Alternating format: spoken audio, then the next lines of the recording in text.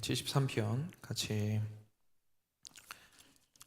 교독하도록 하겠습니다. 제가 먼저 한 절 읽고 여러분 한 절 읽어주시기 바랍니다.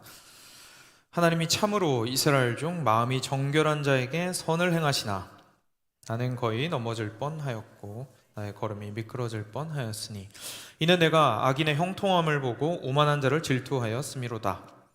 그들은 죽을 때에도 고통이 없고 그 힘이 강건하며 사람들이 당하는 고난이 그들에게는 없고 사람들이 당하는 재앙도 그들에게는 없나니 그러므로 교만이 그들의 목걸이요 강포가 그들의 옷이며 살찜으로 그들의 눈이 솟아나며 그들의 소득은 마음의 소원보다 많으며 그들은 능욕하며 악하게 말하며 높은 데서 거만하게 말하며 그들의 입은 하늘에 두고 그들의 혀는 땅에 두루 다니도다. 그러므로 그의 백성이 이리로 돌아와서 잔에 가득한 물을 다 마시며 말하기를 하나님이 어찌 알랴 지존자에게 지식이 있으랴 하는도다. 볼지어다 이들은 악인들이라도 항상 평안하고 재물은 더욱 불어나도다. 내가 내 마음을 깨끗하게 하며 내 손을 씻어 무죄하다 한 것이 실로 헛되도다. 재난을 당하며 아침마다 징벌을 받았도다. 내가 만일 스스로 이르기를 내가 그들처럼 말하리라 하였더라면 나는 주의 아들들의 세대에 대하여 악행을 행하였으리이다. 내가 어쩌면 이를 알까 하여 생각한즉 그것이 내게 심한 고통이 되었더니 하나님의 성소에 들어갈 때에야 그들의 종말을 내가 깨달았나이다. 주께서 참으로 그들을 미끄러운 곳에 두시며 파멸에 던지시니 그들이 어찌하여 그리 갑자기 황폐되었는가 놀랄 정도로 그들은 전멸하였나이다. 주여 사람이 깬 후에는 꿈을 무시함 같이 주께서 깨신 후에는 그들의 형상을 멸시하시리이다. 내 마음이 산란하며 내 양심이 찔렸나이다. 우매무지함으로 주 앞에 짐승이오나 내가 항상 주와 함께하니 주께서 내 오른손을 붙드셨나이다. 주의 교훈으로 나를 인도하시고 후에는 영광으로 나를 영접하시리니 하늘에서는 주 외에 누가 내게 있으리요 땅에서는 주밖에 내가 사모할 이 없나이다. 내 육체와 마음은 쇠약하나 하나님은 내 마음의 반석이시요 영원한 분깃이시라. 무릇 주를 멀리하는 자는 망하리니 음녀같이 주를 떠난 자를 주께서 다 멸하셨나이다. 하나님께 가까이함이 내게 복이라. 내가 주 여호와를 나의 피난처로 삼아 주의 모든 행적을 전파하리이다. 아멘.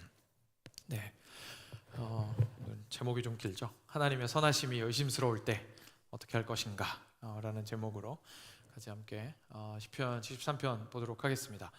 갑자기 시편 73편으로 점프한 이유가 어떻게 이렇게 타이밍이 딱 맞았는지 저희 아침 묵상하는 본문이 딱 그 설교를 하고 있었던 60편 때여서 정확하게 겹쳤죠. 그래서 원래 오늘이 68편 순서였는데 오늘 아침 묵상이 68편이었습니다. 그렇죠? 그래서 72편까지를 이렇게 다음 주까지 쭉 묵상을 하게 되는데요. 그래서 오전에 같이 새벽 말씀으로 함께 찾아뵙기로 하고 이제 저희 금요 예배는 잠깐 뛰어서 73편부터 같이 나누도록 하겠습니다. 저희가 그리스도인으로서 살아가면서 경험하게 되는 다양한 어려움들과 고통들이 분명히 있습니다.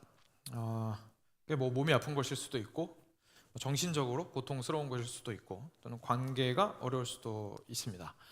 굉장히 뭐 영어로 표현하면 straightforward하다고 표현하죠. 그냥 뭐 어려울 거 없이 그냥 뭐가 힘든지 정확하게 알 수 있는 뭐 몸이 아프면 아픈 거고요. 정신이 아프면 아픈 거고 관계가 어려우면 관계가 어려운 거죠. 그냥 뭐 이렇게 막 복잡하게 생각할 것 없이 정확하게 어디에 문제가 있는지를 파악할 수 있는 어려움이 있습니다. 근데 저희가 그리스도인으로서 살아가면서 사실 한 번쯤은 경험하게 되는 굉장히 다른 차원의 문제가 하나 있습니다.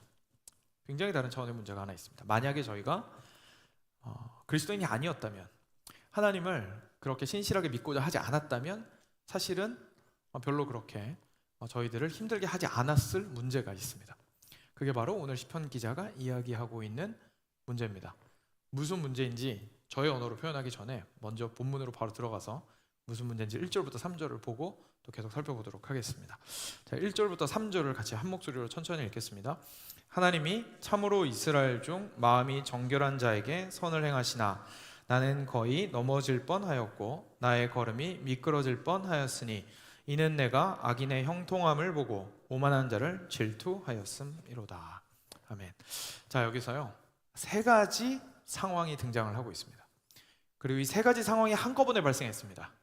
그리고 한꺼번에 발생해서 지금 굉장히 혼란스러운 가운데 있습니다. 자, 첫 번째 1절입니다. 하나님이 참으로 이스라엘 중 마음이 정결한 자에게 선을 행하시는 분이십니다. 다시 말해서 하나님은 선하신 분이십니다. 그죠? 하나님은 선하신 분이십니다. 하나님은 의로우신 분이십니다. 이게 첫 번째 사실입니다. 근데 두 번째 사실이 하나 있었습니다. 뭐냐면 하나님, 제가 거의 넘어질 뻔하였고 나의 걸음이 미끄러질 뻔하였습니다. 여기서 말하는 건 결국 우리가 보통 표현하는 실족하다라는 표현인데, 이 실족하다라는 것이 저희가 보통 일반적으로 이렇게 걸어가다가 다리를 걸려서 넘어지는 건 사실 저희가 그렇게까지 심각하게 생각하진 않습니다. 그렇죠? 그러니까 물론 완전히 꽈당하고 넘어져서 뼈가 부러진다거나 하는 일이 있다면 물론 심각한 문제겠지만, 보통 한국어에서 실족하다라고 얘기하면 뭐 그렇게까지 심각한 문제라고 생각하지 않는 것 같은데, 여기서 말하는 건 정말 못 일어날 정도로 넘어진 것을 이야기를 하는 거죠. 그래서 더 이해하기 쉽게 얘기하자면, 하나님, 저 믿음 잃을 뻔했습니다. 하나님, 저 신앙 잃을 뻔했습니다 라고 지금 이야기를 하는 거예요. 실족할 뻔했습니다. 이게 두 번째 상황입니다. 왜 그럴까요? 세 번째 상황 때문에 그렇습니다. 세 번째 상황이 뭡니까? 옆에 나쁜 놈이 있었는데 이 나쁜 놈이 어떻게 됐습니까? 잘 나갑니다. 나쁜 놈이 너무 잘 나가요. 악인의 형통함을 내가 보았습니다. 악인의 형통함을 보았더니 제가 너무 혼란스럽고 화가 나고 시기와 질투가 나서 어렵습니다. 그래서 어떻게 됐다고요? 실족했습니다. 제가 주님 떠날 뻔했습니다 라고 얘기하고 있는 겁니다. 하나님, 이제 좀 이따가 구체적인 내용은 보겠지만요, 하나님은 선하시죠. 그리고 저는 하나님의 백성이라서 나름대로 열심히 살려고 노력했습니다.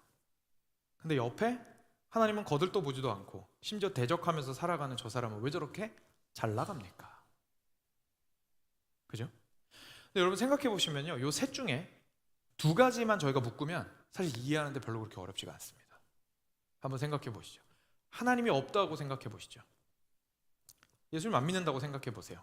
이건 문제가 별로 안 됩니다. 그냥 인생이 원래 그러려니 그래 버리면 됩니다. 그죠? 아유, 재수 없다. 쟤는 그냥 운이 좋았나 보다. 나는 운이 좀 없었나 보다. 다음 기회를 노려보자 라고 하면서 보통 이제 멘탈을 붙든다고 표현하죠. 요즘은 멘탈 붙들고 다시 새롭게 도전하면 됩니다. 그죠? 하나님이 선하십니다 라는 거 없으면 저 사람은 잘 나갑니다, 나는 힘듭니다, 그럴 수도 있죠. 그죠? 인생이 그런 거 아니겠습니까? 어떻게 다 똑같이 잘 나가겠습니까? 하나님이 선하십니다를 인정하고 나서 제가 잘 됐습니다, 이 두 가지도 어떻게 됩니까? 인정할 수 있습니다. 그렇죠? 왜냐하면 저는 어떻게 했습니까? 열심히 살았거든요. 주님 뜻대로 열심히 살았거든요. 그러니까 주님이 선하시고 내가 잘 됐으면 그것도 괜찮은 것 같습니다. 그리고 주님이 선하시고 저기 있는 저 사람이 잘 나갑니다 라는 것만 보면 저희도 나름대로 이유를 찾아낼 수 있습니다. 내가 모르는 뭔가가 있겠거니. 그죠? 근데 진짜로 화가 날 때는 언제입니까?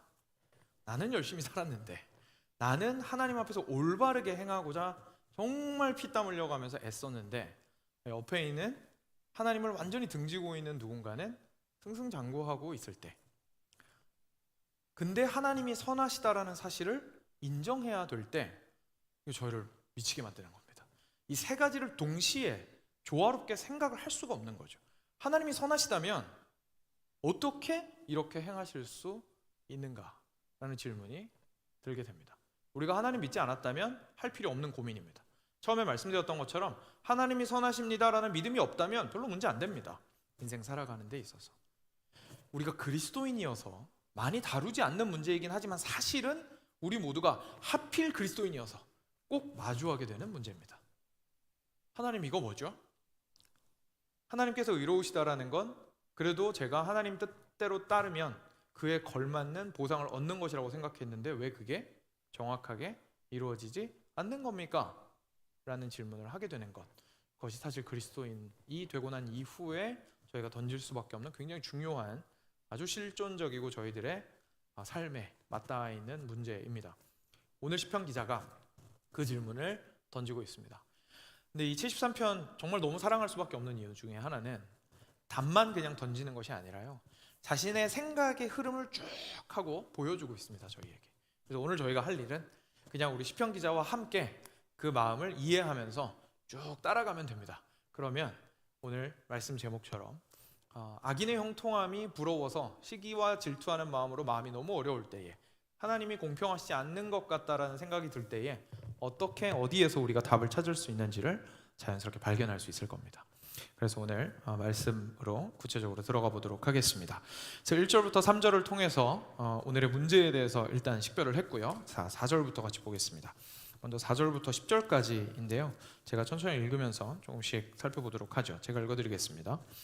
그들은 악인들 얘기하는 겁니다. 악인들은 어떻게 형통하냐면 이렇게 형통합니다. 죽을 때도 고통이 없습니다. 그 힘이 강건합니다. 사람들이 당하는 고난이 그들에게는 없습니다. 사람들이 당하는 재앙도 그들에게는 없습니다. 라고 이야기합니다. 다시 말해서 무슨 얘기입니까? 하나님, 저기 저 나쁜 사람들이 있는데요, 공공연하게 하나님 안 믿는다고 얘기하고 하나님께 등을 돌리고 있는 사람들입니다. 근데 우리가 보통 인생이라면 경험해야 될 것 같은 그 어려움을 저 사람은 웬만하면 경험을 안 하는 것 같습니다. 사업을 시작하면 잘 되고요, 뭐 점포만 열면 장사가 잘 되는 것 같고요, 그리고 어떻게 저렇게 스펙은 또 좋은지 쭉쭉쭉쭉 쌓아 올라가서 이제는 좋은 학교까지 나오고 좋은 직장 나오고 이렇게 해가지고 가정도 아름답게 꾸리고 있습니다. 그러나 그래도 세상은 공평할 거야, 하나님은 공평하실 거야 라고 생각하면서 좀 살펴봤는데, 아니 하나님 어떻게 가정도 행복합니까? 그죠? 다 가진 사람이 있네요 저기. 근데 그 사람이 악인입니다. 저 사람은 우리가 일반적으로 경험하는 어려움과 그런 고통을 경험하는 것이 전혀 없는 것 같습니다. 심지어 그 사람은 죽음도 별로 그렇게 고통스러워 보이지가 않습니다 라고 이야기합니다. 근데 여기서만 끝났으면요 그러려니 할 수 있을 겁니다. 근데 지금부터가 진짜 문제입니다. 이렇게 얘기하죠. 그러므로 교만이 그들의 목걸이요 강포가 그들의 옷이며 살찜으로 그들의 눈이 솟아나며 그들의 소득은 마음의 소원보다 많으며 그들은 능욕하며 악하게 말하며 높은 데서 거만하게 말하며 그들의 입은 하늘에 두고 그들의 혀는 땅에 두루 다니도다 라고 이야기하고 있습니다. 이 사람들이 그냥 잘 나가고 나서 좋은 성격대로 겸손하게 잘 지내면 그래도 좀 참을만 하겠는데, 이 사람이 지금 어떻게 했냐면 교만한 거죠. 교만한 거죠. 자기가 잘 나가는 것에 대해서 굉장히 승승장구하는 겁니다. 옆에서 굉장히 이렇게 떠버리고 다니는 겁니다. 굉장히 자랑하고 그것에 대해서 뿌듯해하고 자기가 얼마나 그 위치까지 올라오기 위해서 애썼으며, 그리고 거기에서 자기가 누리는 것이 얼마나 당연한 것인지에 대해서 막 자랑하고 다니는 겁니다. 그리고 그 교만이 그래서 목걸이를 삼고 다니는 것처럼 교만이 그들의 목걸이이고, 그리고 거기에 한술 더 떠서 강포합니다. 포악하다는 얘기죠. 다시 말해서 야 너는 조금만 더 노력할 하면 되는데 그럼 그거밖에 못해? 네가 더 노력 안 해서 그래 라고 하면서 막 누릅니다. 그리고 자기보다 못한 사람이 있으면 야 내가 얼마나 고생해서 이 위치까지 왔는지 알아? 네가 열심히 안 하니까 그런 거야. 근데 네가 열심히 안 해서 내 밑에 있는 거니까 내 말 들어야지 라고 하면서 굉장히 함부로 대하기 시작합니다. 그죠? 그러니까 자기 자신이 이룬 것들, 이제까지 경험해왔던 그 형통함들, 그 모든 것들이 전부 자기 어깨 위에 또는 자기 발 밑에 자랑거리가 되어서 옆에 있는 사람한테 굉장히 당당하고 그리고 포악하게 행동하게 되는 거죠. 그 사람을 존중하지 않고 무례하게 대하고, 그리고 그 사람의 연약함과 아픔을 헤아려 주지는 못하고 하는 포악한 모습들을 보이게 됩니다. 그래서 그 강포로 그들이 옷을 만들어 입었다고 표현할 정도입니다. 그리고 나서 살찜으로 그들의 눈이 솟아나며 그들의 소득은 마음의 소원보다 많으며, 이 사람들이 너무 풍요로워요.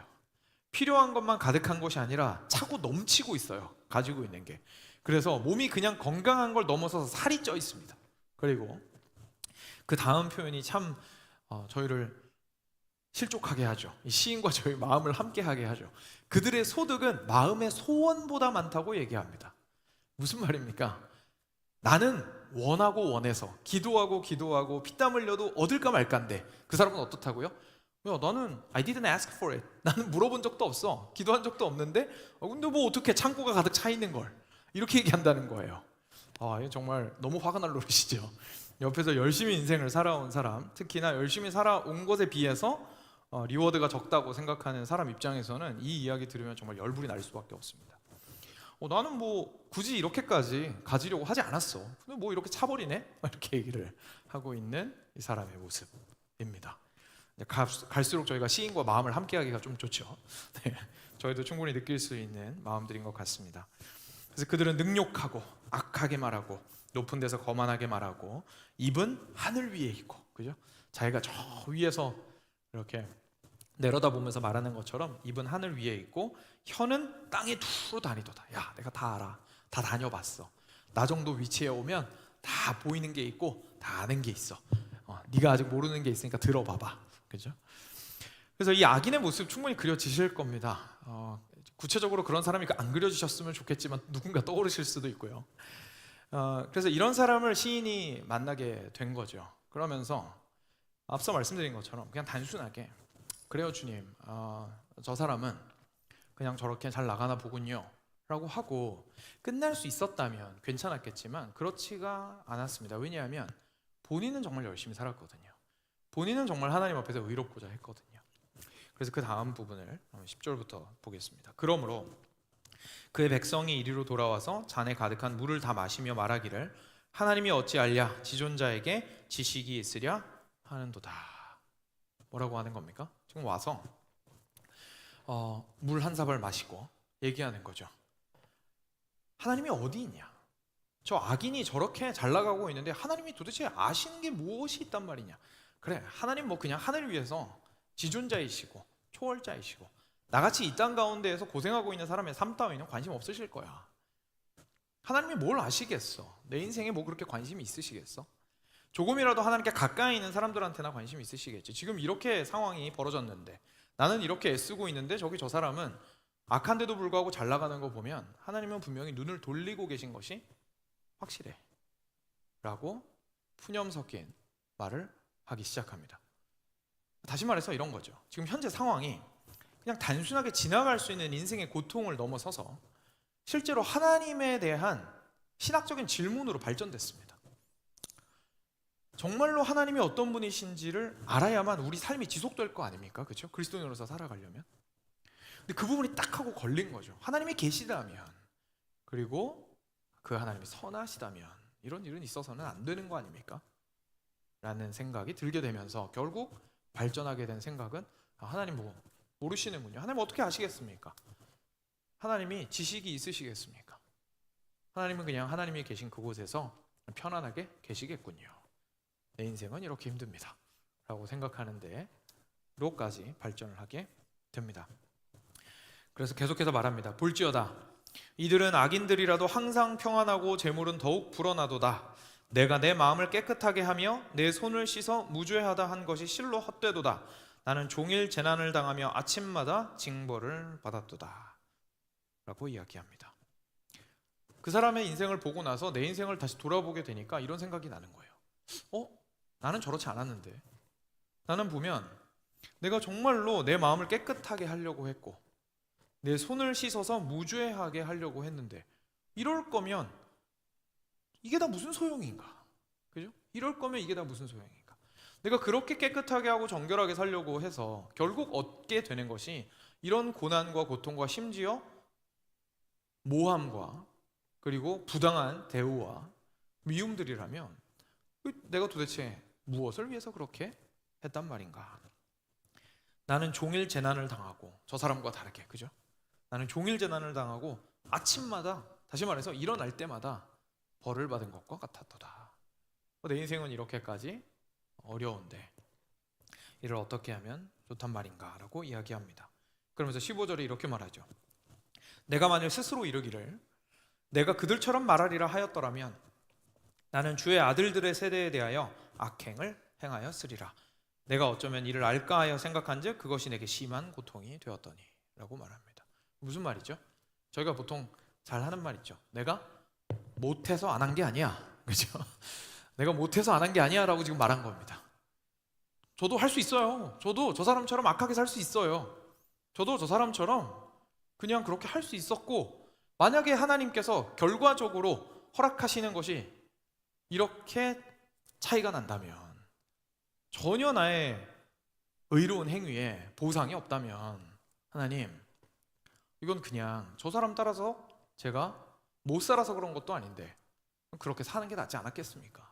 악인처럼 사는 것이 낫지 않았겠습니까? 도대체 왜 제가 이 생고생을 하면서 살아야 합니까? 라고 이야기하게 됩니다. 그리고 나서 방금 읽었던 16절만 같이 한 목소리로 좀 읽어볼까요?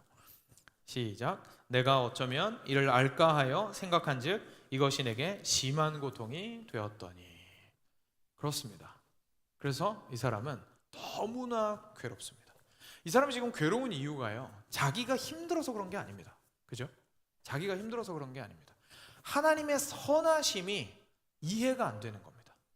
하나님의 선하심이 이해가 안 되는 겁니다. 다시 한번 말씀드리지만, 하나님이 계시지 않았다면, 그리고 하나님이 선하시지 않았다면 이 상황은 그렇게 어려운 상황이 아닙니다. 그냥 속된 말로 재수없는 상황일 뿐입니다. 그런데 하나님이 계시다고 하시고 하나님이 선하시다고 하시는데, 저기 있는 아기는 저렇게 형통하고 여기 나 열심히 살고 마음과 손 모두를 깨끗하게 하고자 애썼던 나는 이렇게 고통당해야 한다면 하나님 이거 어떻게 되는 겁니까? 하고 너무나 큰 고통 가운데에 이 질문을 하게 되는 것을 저희가 보게 되는 것이죠. 저희가 여기까지 살펴보면서 먼저 첫 번째로 한번 스스로를 돌이켜보아야 되는 지점이 있습니다.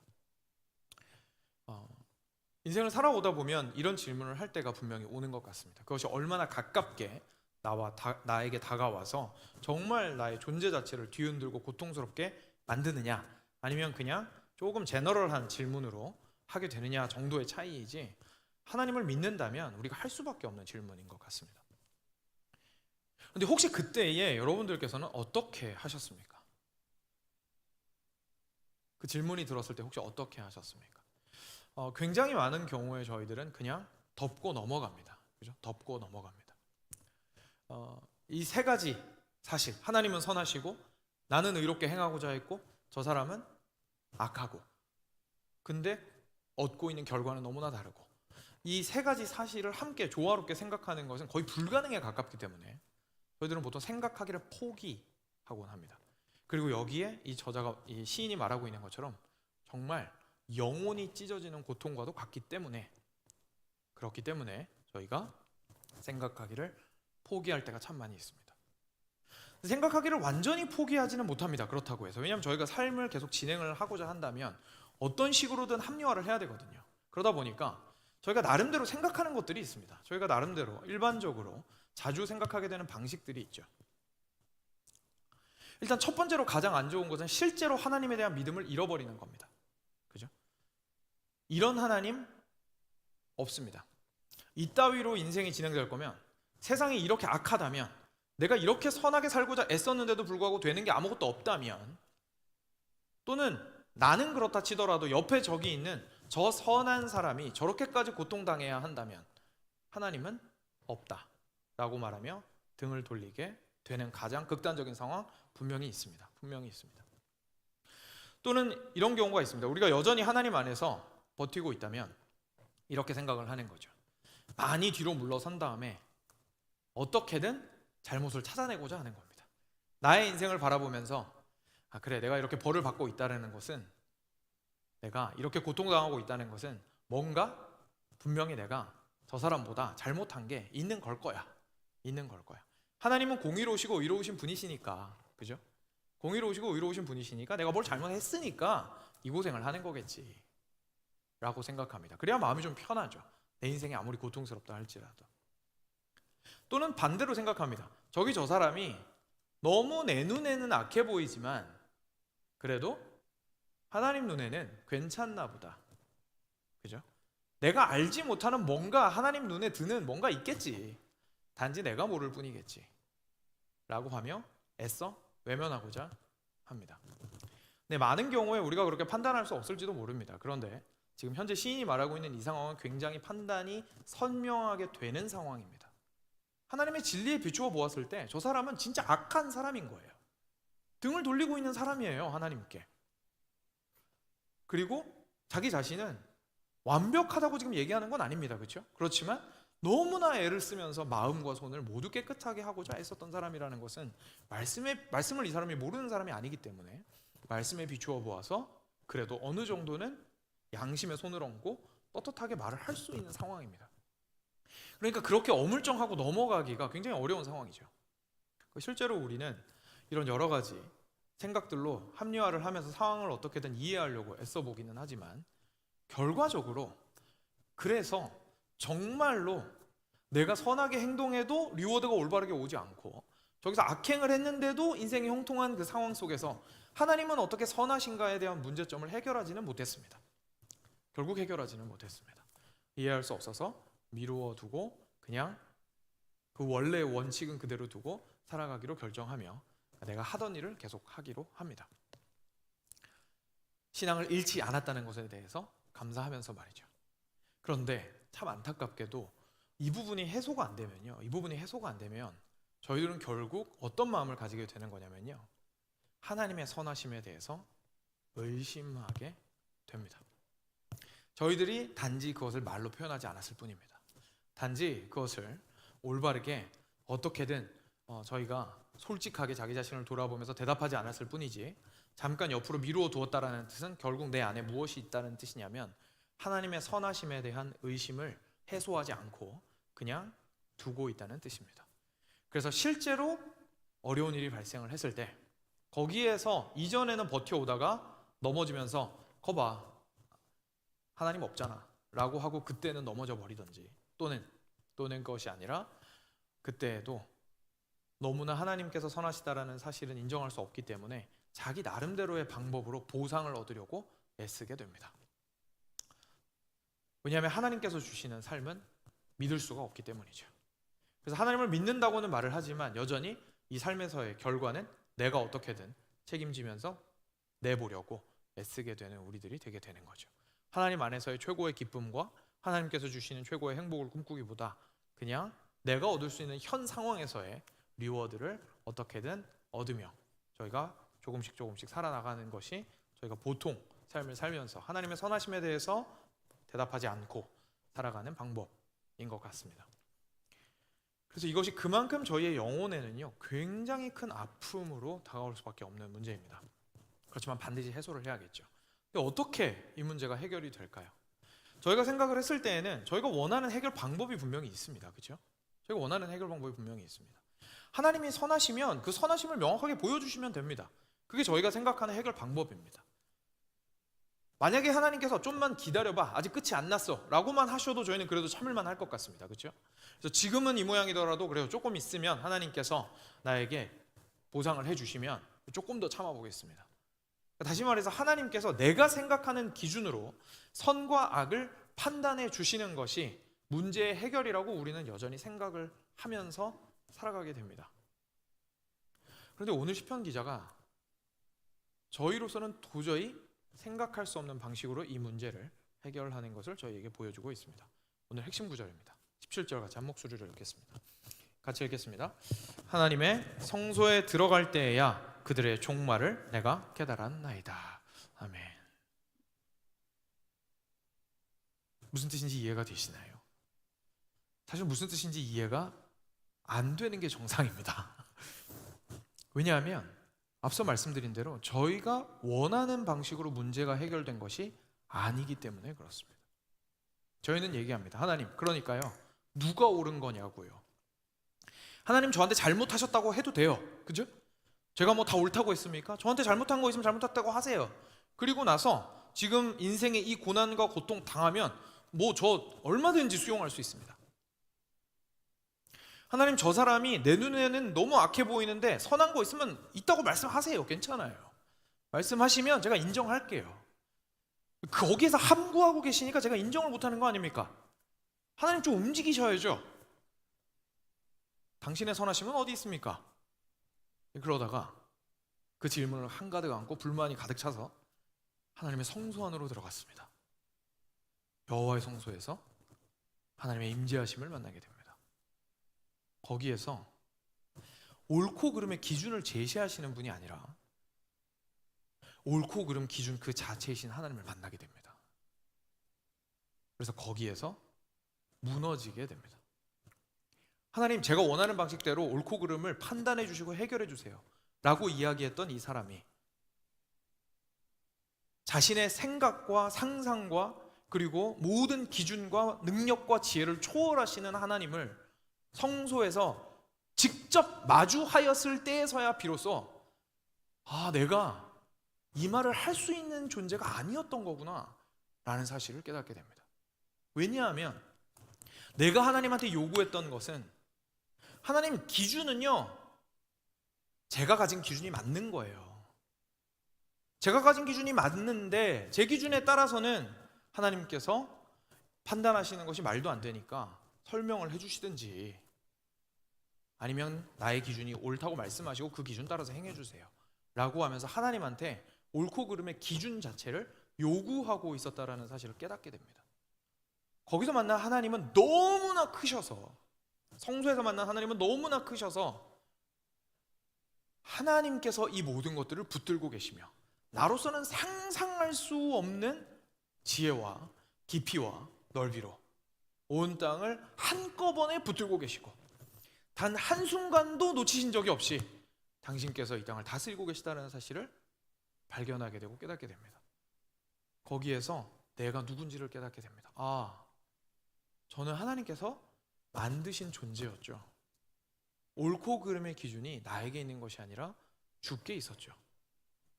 주님이 심판자이시고 주님이 판단하시는 분이시죠 라는 사실을 깨닫게 되는 것이죠. 하나님께서는 이렇게 이 시인에게 나타나셨습니다. 가장 성경에서 극적으로 이 장면이 드러난 부분이 또 있습니다. 바로 욥기입니다. 욥이 친구들과 긴 대화를 나누었습니다. 38장까지 온갖 고통을 다 당하면서 욥이 했던 말이 이겁니다. 하나님, 저 똑바로 살려고 했다니까요. 제가 뭐 언제 완전하다고 했습니까? 그래도 똑바로 살려고 했어요. 하나님, 정말로 제가 저희 아이들도 죄 안 짓게 하려고 애 많이 썼고요. 정말로 하나님 앞에서 항상 번제 드리고 화목제 드리고 정말로 예배 열심히 드리고 주님의 아들답게 딸답게 살아가려고 정말 애 많이 썼습니다. 하나님, 설명해 주시면 되잖아요. 왜 얘기 안 해주십니까? 맞는 겁니까? 틀린 겁니까? 제가 뭘 잘못했습니까? 하나님은 의가 도대체 어디에 있습니까? 옳고 그름의 기준 내놓으라고 막 따집니다. 하나님께. 그랬더니 욥기에서 38장에 이렇게 하나님께서 말씀하시죠. 정말 길게 말씀하셨습니다. 갑자기 하나님이 나타나십니다. 38장 제가 읽어드리겠습니다. 그때에 여호와께서 폭풍우 가운데에서 욥에게 말씀하여 이르시되 무지한 말로 생각을 어둡게 하는 자가 누구냐? 너는 대장부처럼 허리를 묶고 내가 내게 묻는 것을 대답할지니라. 내가 땅에 기초를 놓을 때 네가 어디 있었느냐? 내가 깨달아 알았거든 말할지니라. 누가 그것의 도량법을 정하였는지 누가 그 줄을 그것의 위에 띄웠는지 내가 아느냐? 그것의 주추는 무엇 위에 세웠으며 그 모퉁이 돌을 누가 놓았느냐? 그때 새벽 별들이 기뻐 노래하며 하나님의 아들들이 다 기뻐 소리를 질렀느니라. 너는 못 봤지 않느냐? 그때 넌 어디 있었느냐? 이 세상의 기초를 놓을 때 넌 도대체 어디 있었느냐? 네가 이 세상의 기초와 기준에 대해서 무엇을 이야기할 수 있느냐? 바다가 그 모태에서 터져 나올 때에 문으로 그것을 가둔 자가 누구냐? 그때 내가 구름으로 그 옷을 만들고 흑암으로 그 강보를 만들고 한계를 정하여 문빗장을 지르고 이르기를 네가 여기까지 오고 더 넘어가지 못하리니 내 높은 파도가 여기서 그칠지니라 하였노라. 내가 바다를 만들 때에 땅의 경계와 바다의 경계를 세웠노라. 그때 너는 어디 있었느냐? 그때 너는 어디 있었느냐? 우리는 옳고 그름의 기준을 따지고자 합니다. 하나님께서는 그때 뭐라고 답하십니까? 나는 하나님이고 너는 피조물이다 라고 말씀하십니다. 나는 하나님이고 너는 피조물이다 라고 말씀하십니다. 이것이 기독교 신앙의 가장 놀라운 지점 중에 하나입니다. 우리는 우리가 이해하고 우리는 우리가 다 알아서 이 인생을 살아가야 한다고 생각합니다. 그리고 특히나 공의에 대한 부분, 선하심에 대한 부분은 특히나 더 그렇다고 생각을 합니다. 그리고 실제로 하나님께서는 율법도 주셨고 여러 가지 방식으로 판단할 수 있는 기준을 주셨기 때문에 판단은 할 수 있습니다. 근데 문제가 있습니다. 인생이 율법대로 흘러가지 않습니다. 율법대로 흘러가지 않습니다. 여러분들 잠언 읽으시면서 그런 생각 드시지 않았나요? 잠언 읽으시면 너무 좋긴 한데 잠언대로 인생이 안 흘러갑니다. 잠언이 내가 겸손하면 잘 될 거라고 얘기하시고, 그죠? 가난해도 행복할 수 있다고 얘기하시고 막 이러는데 실제로 그런가요? 아니죠. 잠언에서 그렇다라고 말씀하시는 인생의 모습에 대해서, 진리에 대해서 우리가 보면서 저희가 괴리를 느낄 수밖에 없습니다. 진리랑 인생이랑 차이가 너무 많이 나는데? 그럼 성경이 거짓말인가요? 아닙니다. 거기서 하나님이 우리에게 주시는 메시지가 있습니다. 나는 하나님이고 너는 피조물이다. 그래서 결국 너의 인생을 붙들고 있는 존재가 누구인지를 아는 것이 중요하다. 그리고 네가 어떤 존재인지를 아는 것이 가장 중요하다.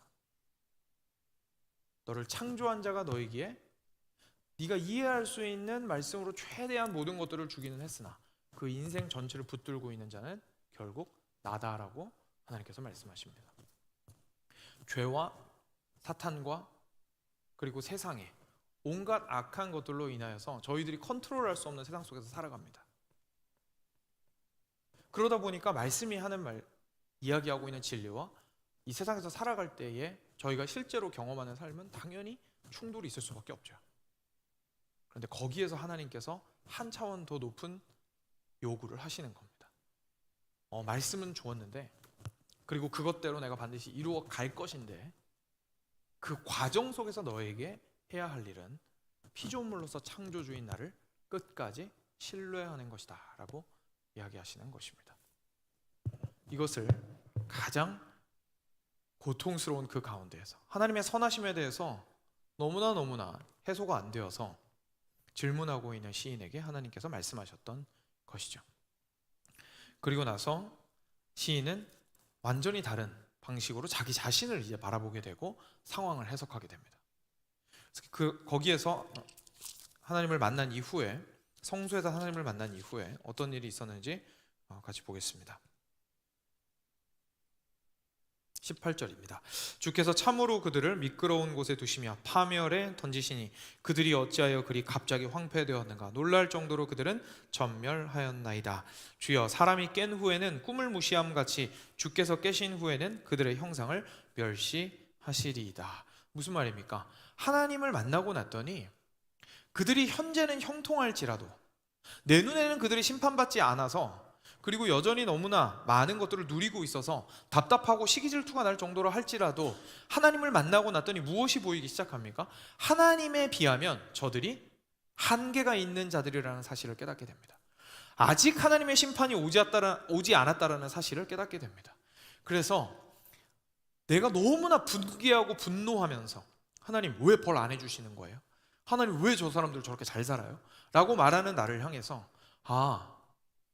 저들을 판단하고 심판하실 분은 하나님이시구나 라는 것을 인정하게 됩니다. 여기서 굉장히 조심해야 되는 부분이 있습니다. 여기서 지금 시인이 그 악한 사람을 보고 악하지 않다고 말했습니까? 아닙니다. 그죠? 악한 사람은 여전히 악합니다.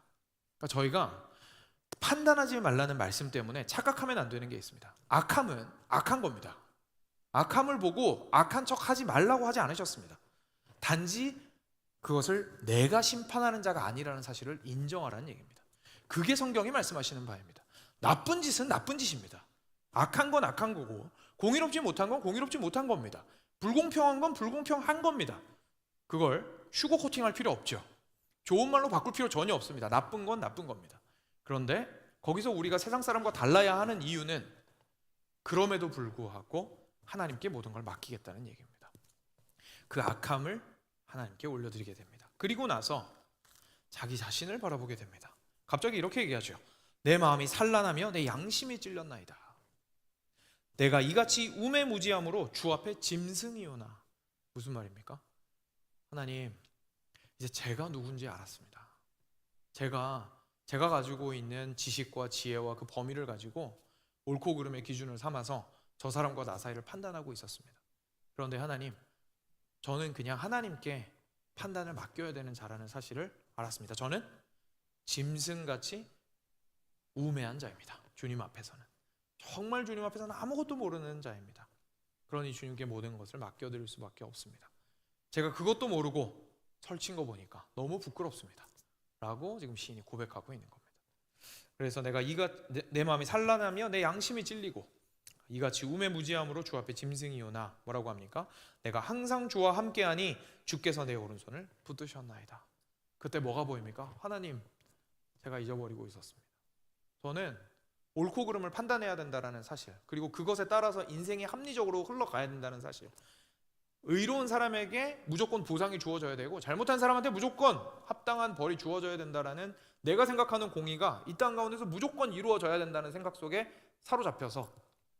그 생각에 사로잡혀서 하나님께서 나와 함께 하신다라는 것이 가장 귀한 것이라는 사실을 잊어버렸습니다.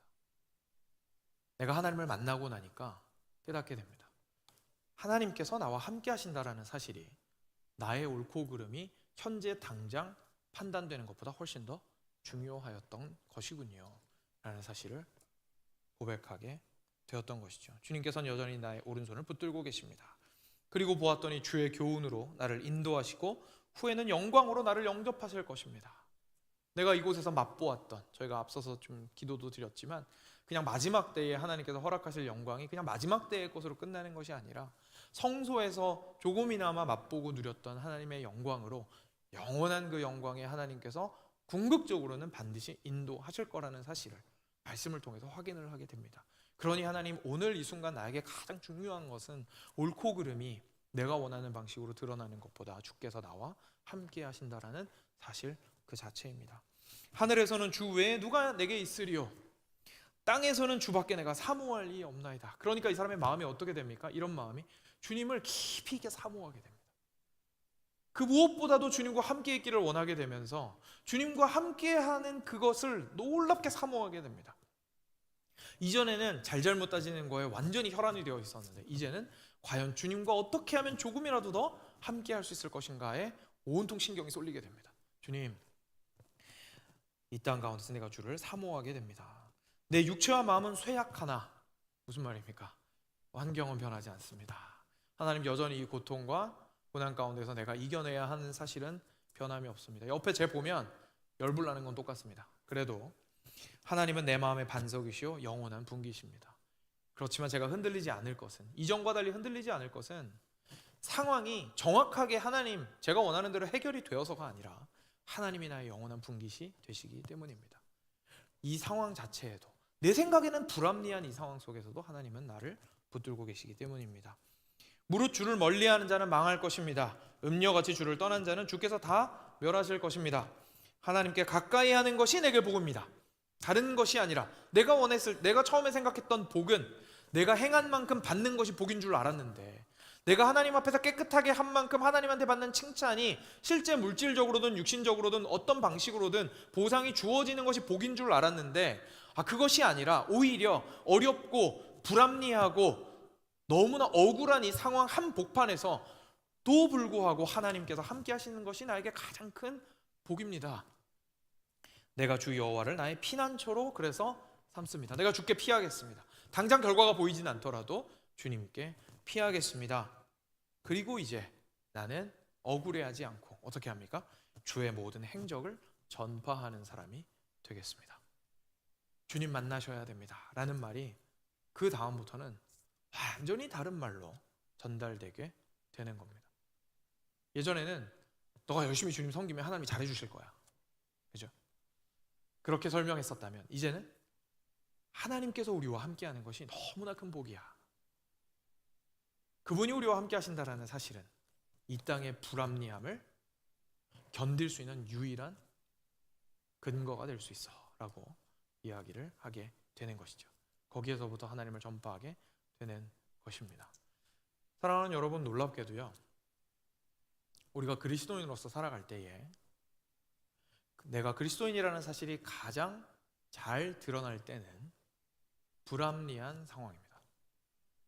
불합리한 상황 속에서 그 불합리함을 내가 어떻게 대하느냐에 나의 그리스도인 정체성이 달려 있습니다. 예수님께서 사랑할 만한 사람은 누구나 사랑한다고 말씀하신 적이 있었습니다. 상황도 마찬가지입니다. 상황상 완벽하게 공의와 정의가 이루어지고 있는 상황은 누구나 인정할 수 있습니다. 그런 상황 인정 못하면 그건 그 사람이 이상한 겁니다. 그렇죠? 자기가 공의에 의해서 잘못한 일에 대해서 벌 받았다고 해서 분개하고 있으면 그건 누가 봐도 그 사람이 잘못한 겁니다. 정말로 우리가 그리스도인이라는 사실이 드러날 때에는 하나님께서 내 인생을 형통하게 해주실 때가 아닙니다. 하나님을 도저히 이해할 수 없는, 선하신 하나님을 인정하기 그토록 어려운 가장 불합리한 상황 속에서 우리는 하나님을 마주하게 됩니다. 저 역시 여기에서 하나님을 가장 깊이 있게 만났습니다. 그리고 저는 욥기와 같이 저에게 나타나신 하나님을 아직도 생생하게 기억하고 있습니다.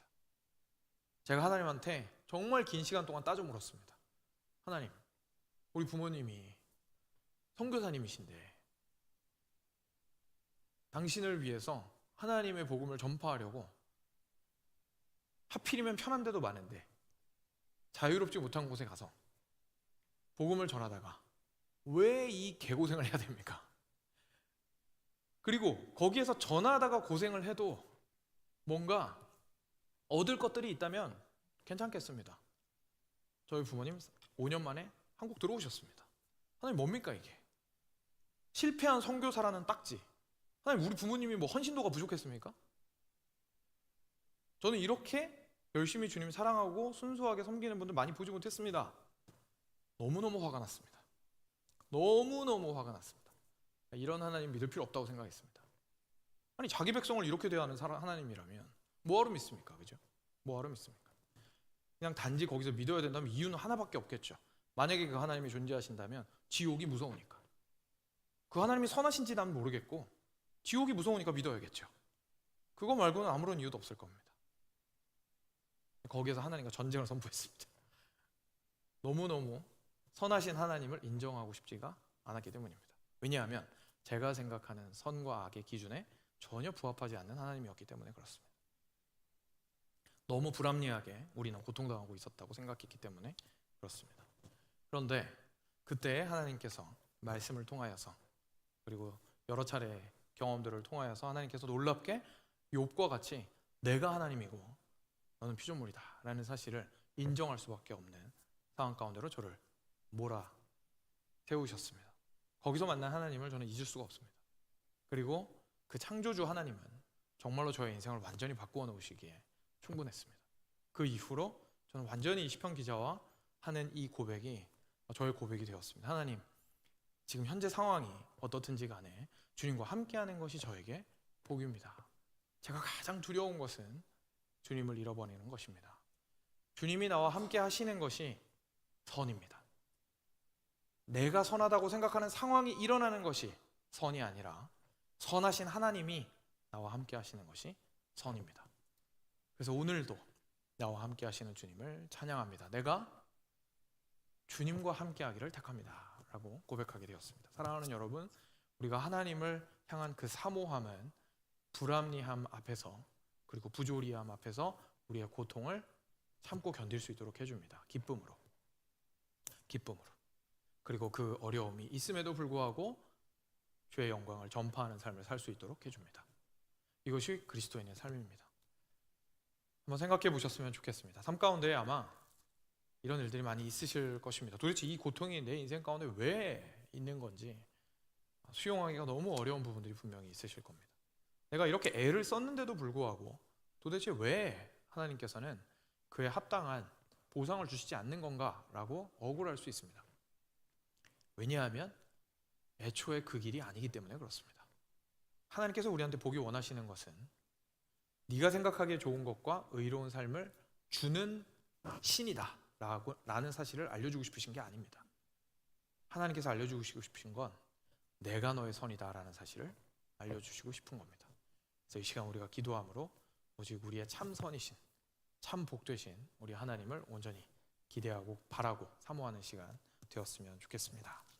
시간 함께 같이 찬양하면서 주님 나아가도록 하겠습니다.